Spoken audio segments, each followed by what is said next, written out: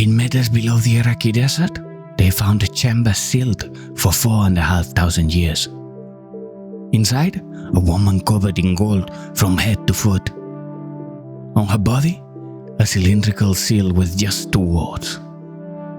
Her name and her title: Puabi Eresh, Queen Puabi. This is her story.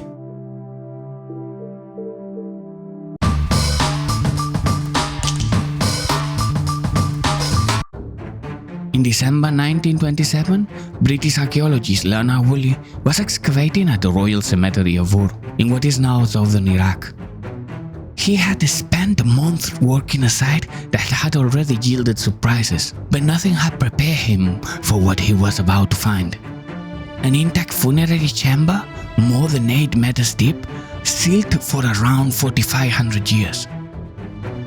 On the body of the woman, lying inside was a cylindrical seal, bearing her name and her title, Eresh, Queen. Her name was Puabi, which in Akkadian means word of my father. But what was extraordinary was not her name, it was what was missing. No mention of a husband, a father, or a son. In a society where women were defined by their relationship with men, Puabi defined herself.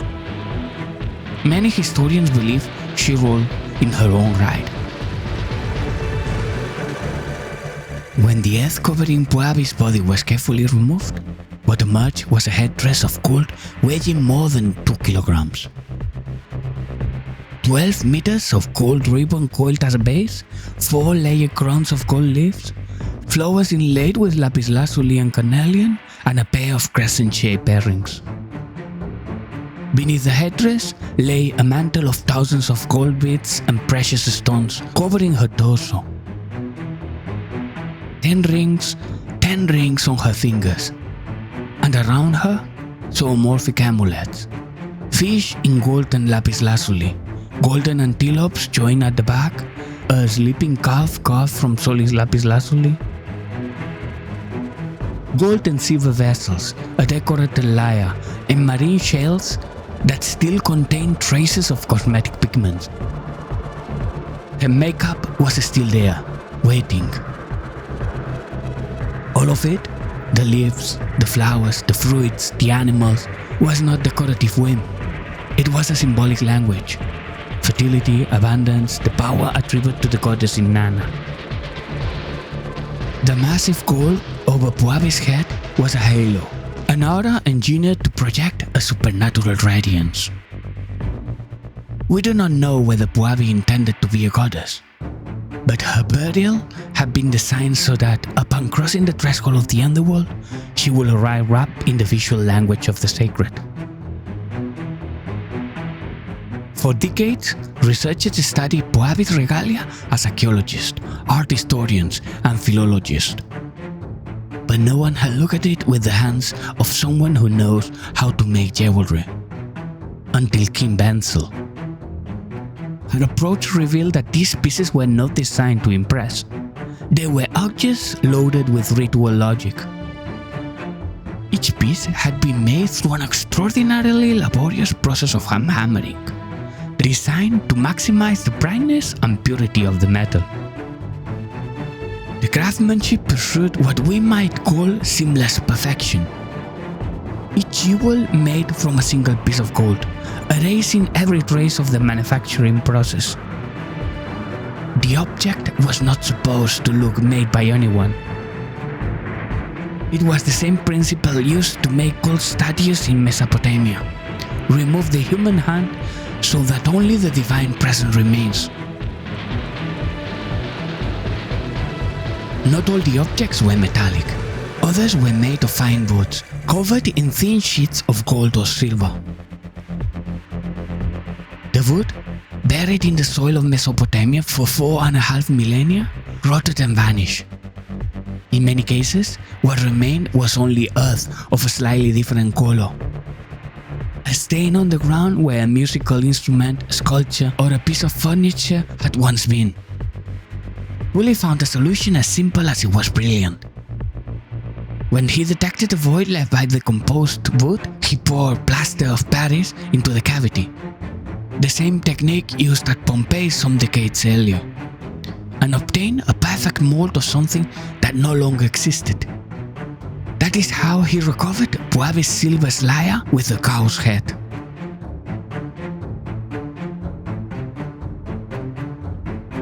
On the shell plaques decorating that recovered instrument was a strange message to modern eyes.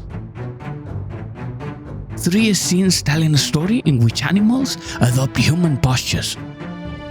In the upper panel, 2 symmetrical antelopes face each other while leaning against a tree.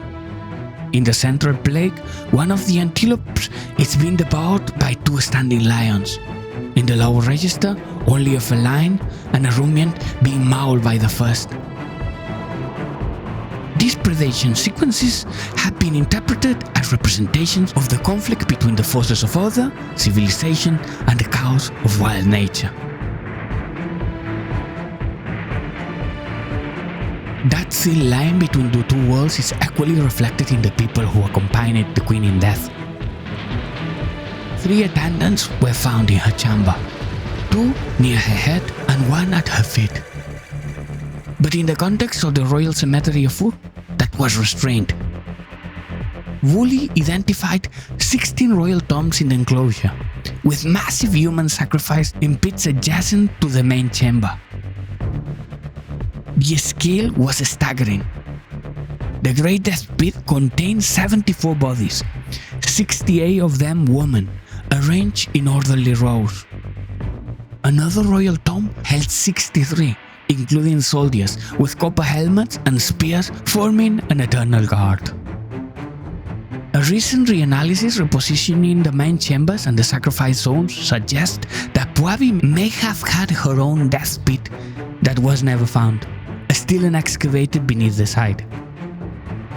All of this was part of the funeral ritual, an extreme demonstration of power, designed to consolidate the authority of the new dynasty before the living. Today, Puabi's headdress rests in a case at the Penn Museum in Philadelphia. Her lyre on the other side of the Atlantic at the British Museum. The pieces that Kim Benzel studied with a goldsmith's eye are distributed across institutions that rarely speak to each other. But Puabi's seal says exactly what it said 4,500 years ago. Her name and her title. Nothing more, nothing less. In the royal tombs of Ur, death was not the end. It was a transition carefully prepared. Music, banquets, and jewelry were not adornments. They were tools for eternity. If you had been buried alongside Queen Puabi, what would have been essential to you? You are preparing for the underworld. What do you choose first? A. A silver lyre with a bull's head. B. Gold and silver vessel and a beaker for drinking beer. C. Your gold headdress and most precious jewels. Who accompanies you into eternity? A. Musicians who keep playing even after death. B. Servants with food and drink for the eternal banquet. C. Craftsmen capable of creating jewels worthy of the gods. Your seal in the seal will tell your story. What does it show? A. Animals playing music to guide you to the other world. B. A great banquet overflowing with cups and riches. C. Your body covered in precious stones, almost divine. The final detail for your perfect tomb. A. Let the music never stop. B. Enough provisions for all eternity. C. Luxury objects to maintain your status in the afterlife. If you choose A for most questions, music is indispensable on your eternal journey with Puabi. For you, eternity is harmony. Like the royal tombs of Ur, you believe that sound guides the soul and orders the afterlife. If B was your most common answer, banquets and everything surrounding them are what matter most on your journey with Puabi. Your priority is sustenance. The afterlife is a feast where power is demonstrated by sharing wealth and food. If you answer C for at least 3 questions, you believe luxury is essential on a journey alongside the Queen of Puabi's status. The body is prestige. Gold and jewels do not adorn, they transform the deceased into something close to the divine. I got music with Queen Puabi.